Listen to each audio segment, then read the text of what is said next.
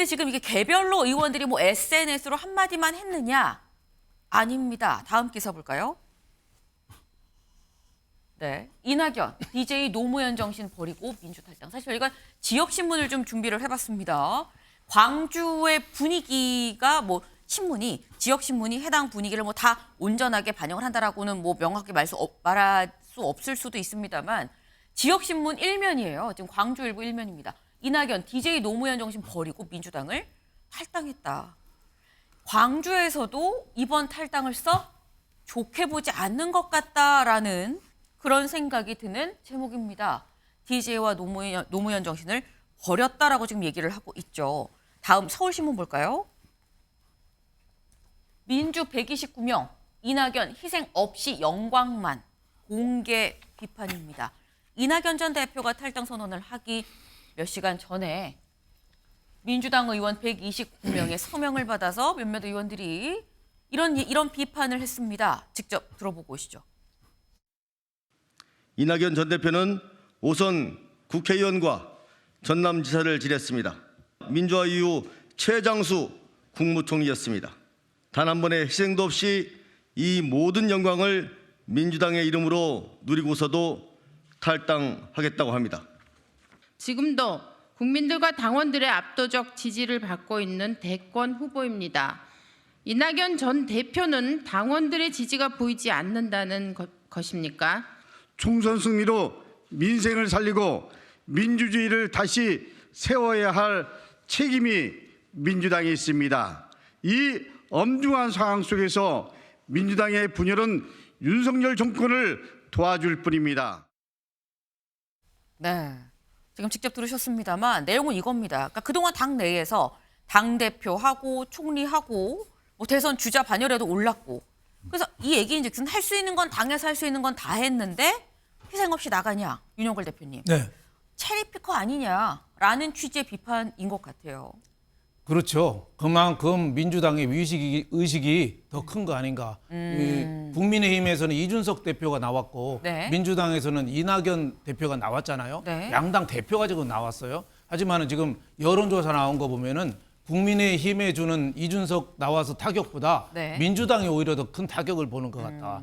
지금 공천에 임박했잖아요. 그러니까 공천에서 만약에 떨어지면 이 사람들이 또 우르르 나올 가능성이 있어요. 지금 이낙연 대표는 혼자 나왔지만은 네. 그 원칙과 상식 거기 3명이 또 나왔잖아요. 지금 어제도 리스트가 좀 돌긴 했는데 하위 20% 국회의원들 공천에서 30% 감점이라잖아요. 그 명단이 뭐 통보했다는 얘기도 있고 아직 안 했다는 얘기도 있는데 그거 공천 못 받게 된 사람까지 합치면은 타격이 너무 큰 거예요. 그러니까 민주당이 저렇게 타격을 앞두고 좀 과민하고 큰 반응을 국민의힘의 이준석 대표가 국민의힘 나올 때보다 민주당이 그만큼 지금 더 반응이 좀 큰 거죠. 그만큼 더 예민한 거 아니냐 이런 생각이 좀 듭니다만은 이낙연 대표가 좀 탈당하는 명분은 좀 충분하다고 봐요.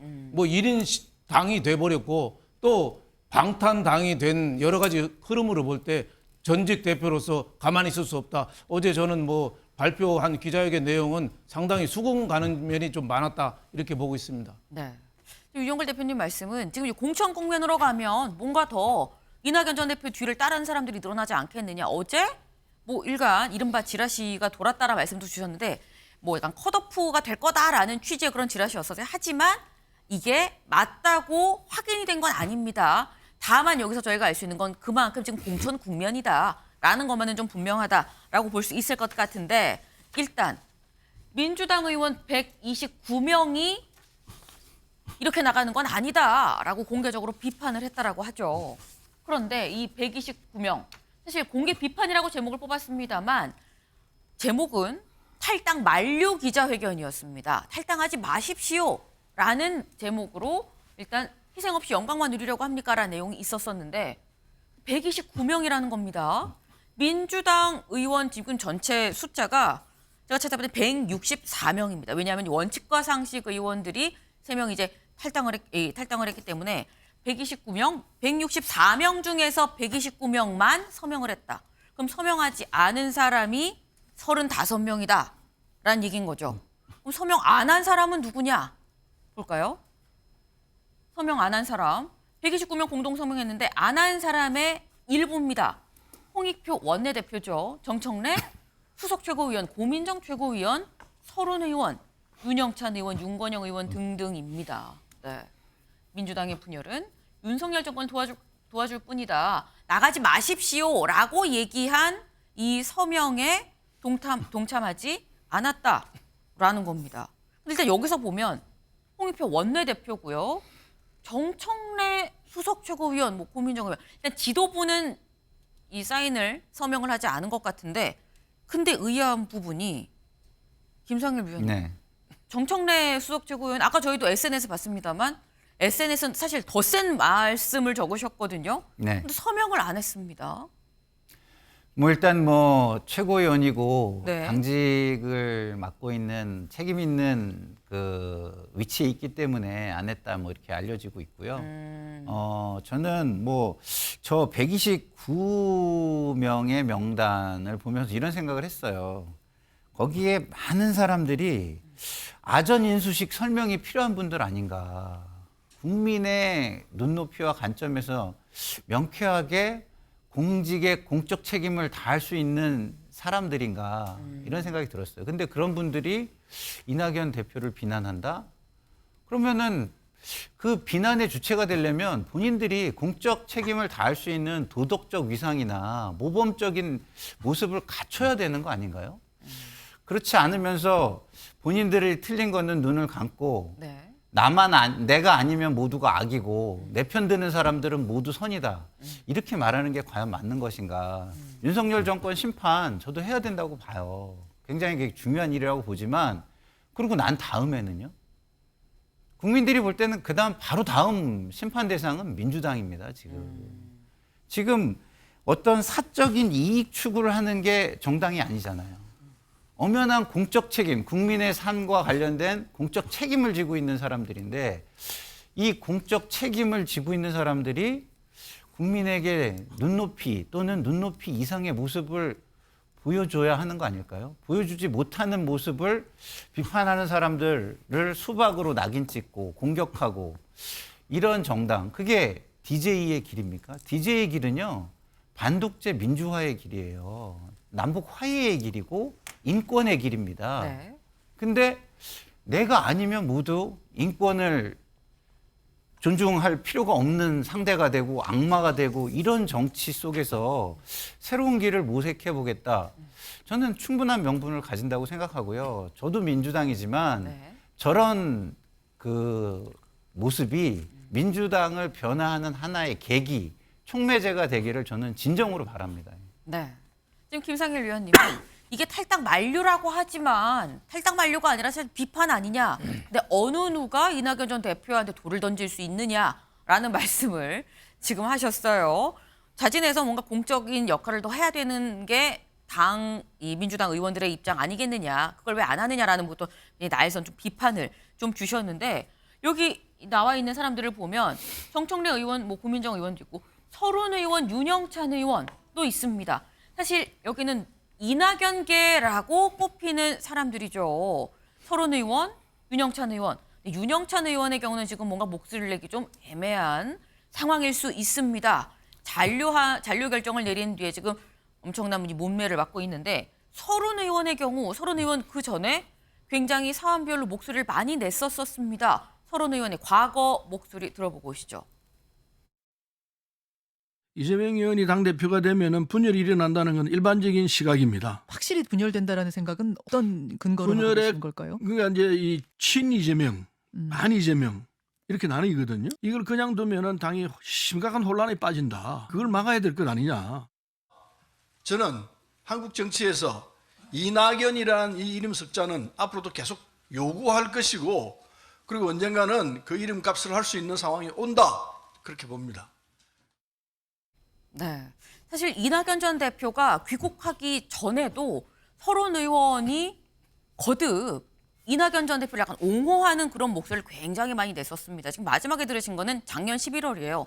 얼마 되지 않았습니다. 이낙연이란 이 사람을 찾게 될 수밖에 없다라고도 서른 의원 얘기를 했었는데 근데 김철현 교수님 지금 보면 누가 봐도 서른 의원 이낙연 개거든요.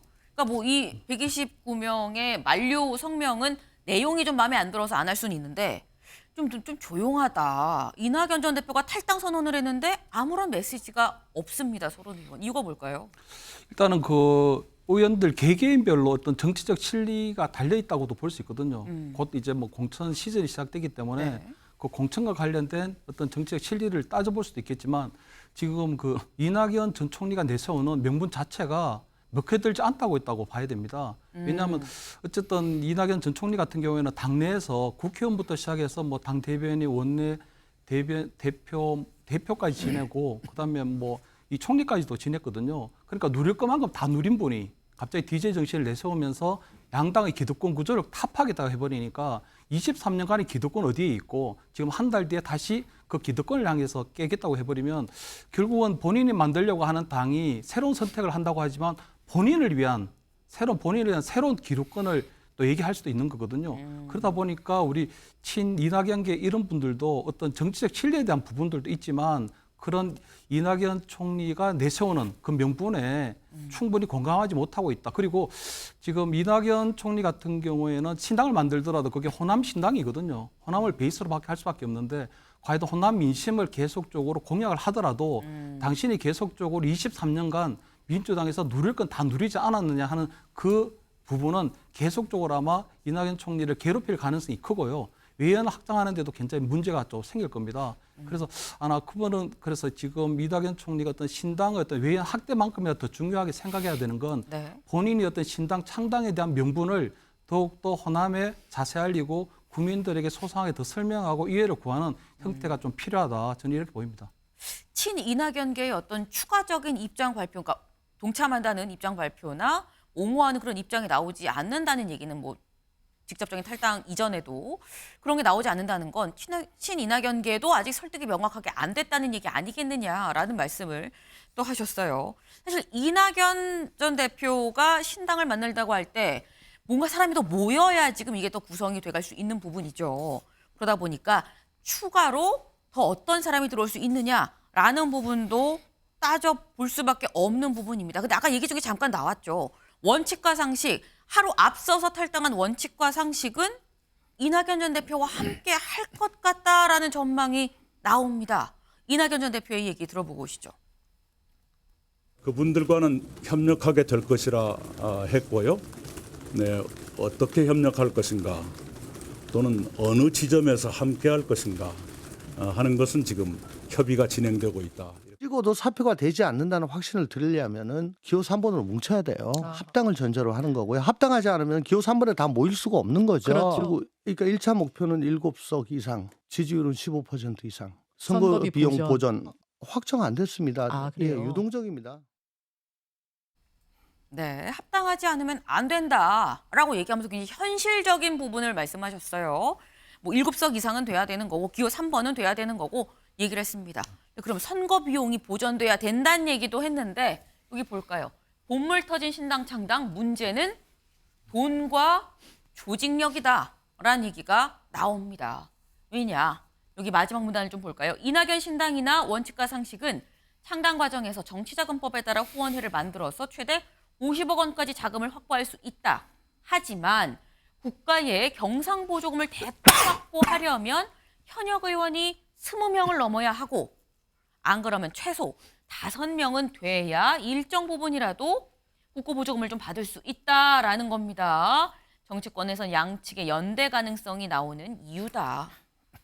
최소 5명 이상, 20명은 돼야 국고보조금을 좀 받을 수가 있다라는 얘기인 거예요. 근데 지금 보면 일단 원칙과 상식 의원들 3명이 있습니다. 그럼 최소 5명을 기준으로 한다면 2명의 현역 의원이 최소한 더 필요하다라는 건데 윤영걸 대표님. 네. 이 2명의 현역도 채울 수 있다고 보십니까? 저는 뭐 당연히 채울 수 있다고 당연히 봐요. 채운다. 왜 그러냐면 지금 민주당 공천이 지금 심상치 않잖아요.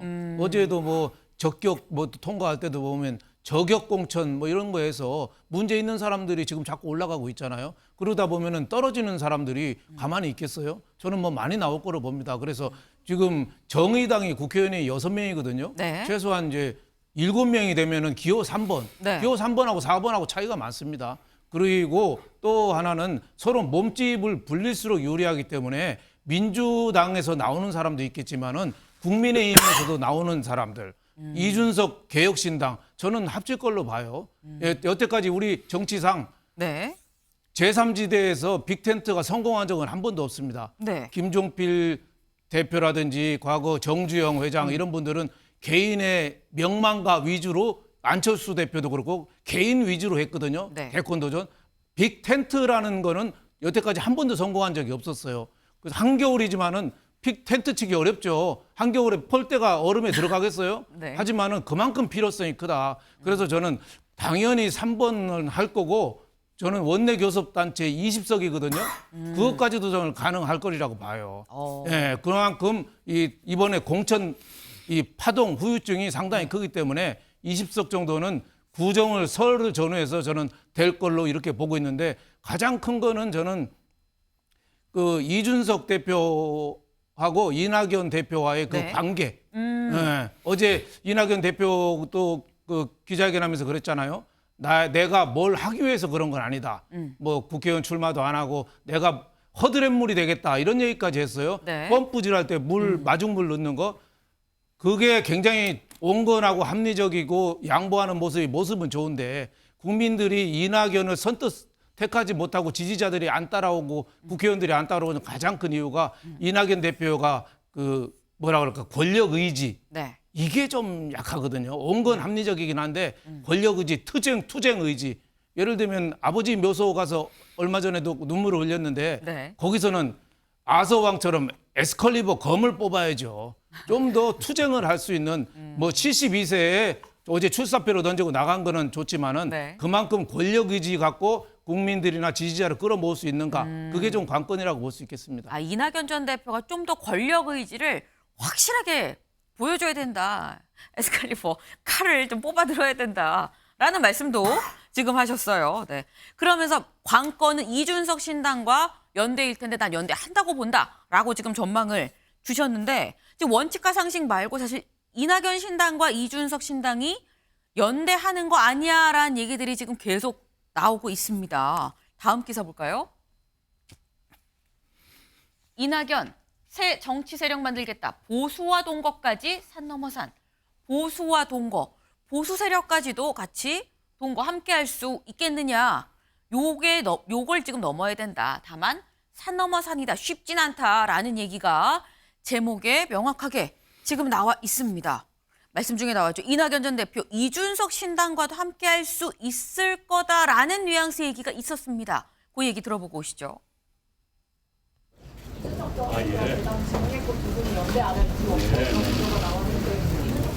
네, 늘 제가 말씀드린 것처럼 뜻을 같이 하는 사람들은 누구라도 협력할 용의가 있습니다. 그리고 협력해야 합니다. 지금의 나라를 망가뜨릴 정도로 왜곡되고 있는 이 양당 독점의 정치 구도를 깨는 일, 이게 만만치 않은 일이기 때문에 뜻을 같이 하는 사람들은 힘을 모아야 합니다. 그 제3지대 빅텐트가 현실화되면 굉장히 그 넓은 스펙트럼의 그 정치적 배경을 가진 분들이 모이게 되는데, 이분들을 결합할 수 있는 공통의 가치는 어떤 걸 생각하고 있습니까? 스펙트럼 말씀했는데 거듭 같은 말씀의 반복입니다. DJP 연합보다는 훨씬 더 거리가 가까운 사람들끼리 모이게 된다. 네, 이낙연 전 대표 이준석 신당과 연대할 수 있습니까? 라는 이런 질문에 이런 얘기를 하죠.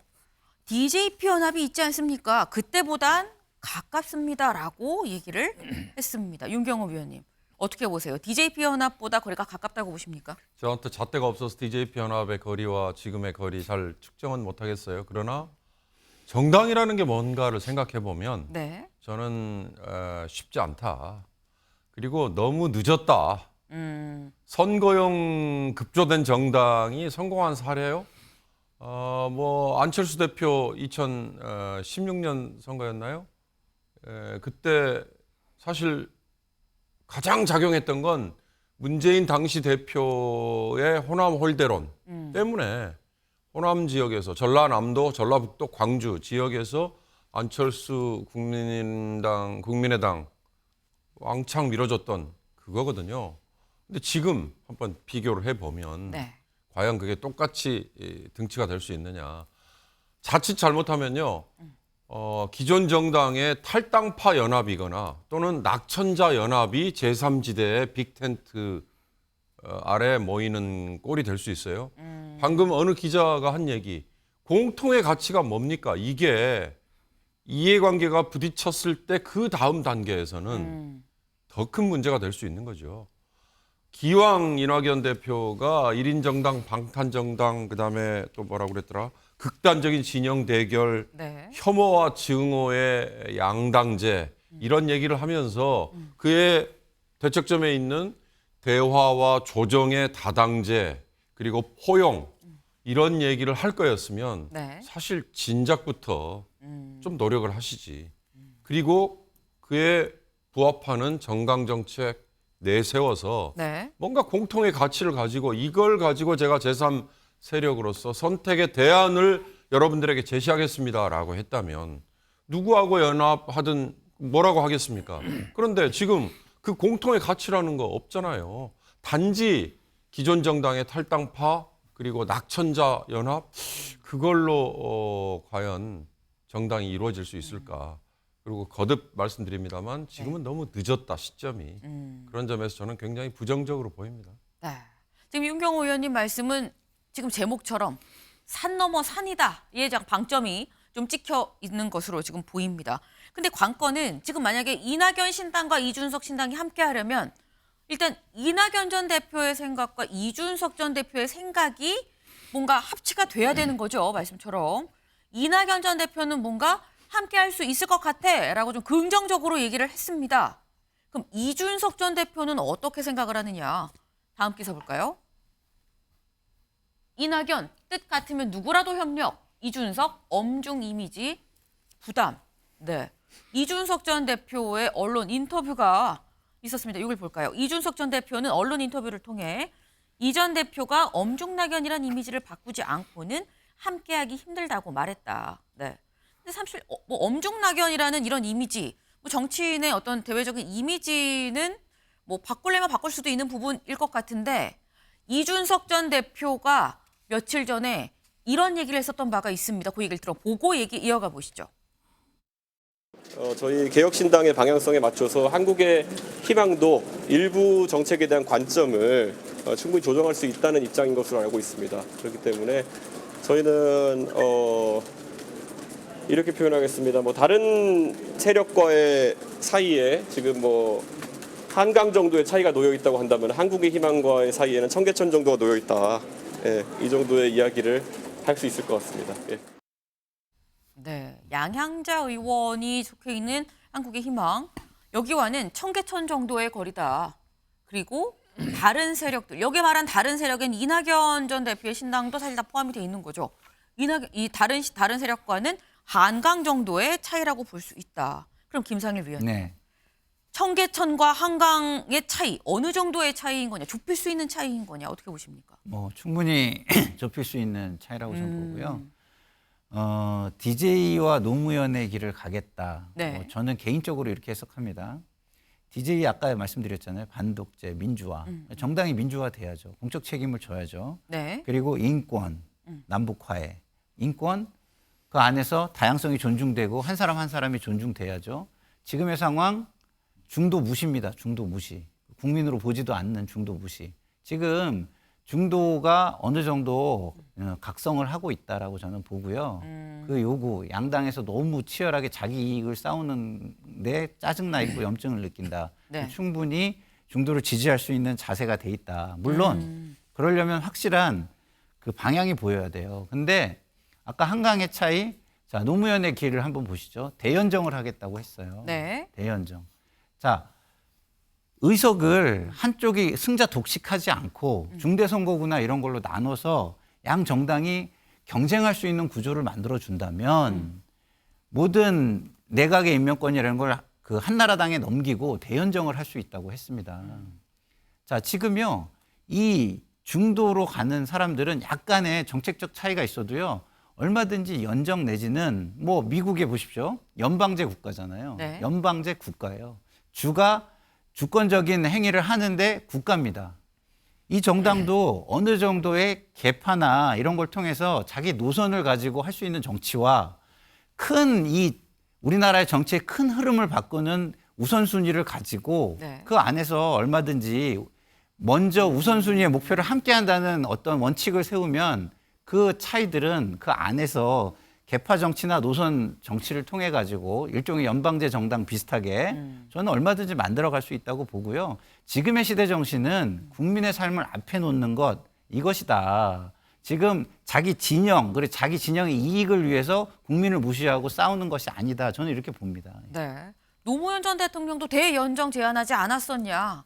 그것과 지금 이 상황이 뭐가 다르냐. 국민이 바라는 바를 위해서라면 하나로 손을 잡을 수도 있는 부분인 거고 절대 뭐 한강의 거리, 청계천의 거리 멀지 않다라는 말씀을 지금 주셨어요. 네.